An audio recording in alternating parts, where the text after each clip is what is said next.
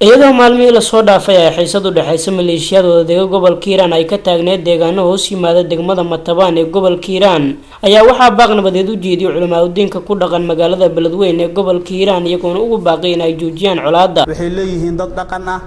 waxay leeyihiin dad maamul ah, dhan kasta oo ahaadaba maamulka ummadaas waxaan kula dardaarmayaa oo hoggaanka ah oo dadka fangareeyo ama qarash ku bixiyo ama maskax ku bixiyo ama tala ku bixiyo si dhiig muslim iyo dhiig walaal loo daadiyo inay arinta bedelaan ee u bedelaan sida wanaagsan oo xaq ah oo dhiiga lagu badbaadiyo ummadana si nabada ay ugu noolaato horta taas aan kula dardaarmi lahaa. qodobka xiga wuxuu yahay dadka meesha ku nool cidi gardaran oo gardarrada iyo fidnada kicinayso ilaahay subxaanahu wa ta'ala wuxuu leeyahay wattaquu fitnatan la tusibanna alladina zalamu minkum khaassa. fidnada aad arkaysa hal ruuxa kici karo rasuulka calayhi salaatu wasalaamna wuxuu leeyahay alfitnatu naa'imatun faman ayqadaha fala'natullahi calayhi. labada dhinac labada beel oo walaalaha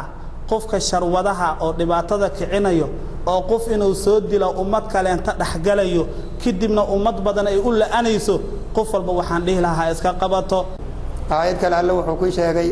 fattaqullaha wa aslihu dhaata baynakum ilaahi ka cabsada khaaliqa ka cabsada xaalada dhaxdeena wanaajiya xaalada dhaxdeed hadii la wanaajiyo adduunyo aakhir waa lagu liibanaya hadii la waayana adduunyo aakhir labadoodu way ku baaba'ayaan. ruux mu'minka alla agtiis waa qaali. laqad kaana lakum fi rasuulillahi uswatun hasana midka qabiilka buufina xumaanu buufina midka qoraga la orda walaalkiis dila wuxuu dilaa huwa la orda waa dhibaato aakhiro iyo fidno makaanku ka kicina marka qof qabiil iyo macsiyo uu ku jiro looga maydaydo. وقال الشيطان لما قضي الأمر إن الله وعدكم وعد الحق ووعدتكم فأخلفتكم وما كان لي عليكم من سلطان إلا أن دعوتكم فاستجبتم لي فلا تلوموني ولوموا أنفسكم ساسوليا. وحوليه وايدي عن هاتيي إلهي يعني متقنا وايد لا بلمي بل الحق وايد لا بلمي أنا وايدي بلمي بل أنتي دو عبكم جيران إذا ما هاي السنة عندكوا قصبه وايدي عن هاتيي أنا كنا وايسود دبقشين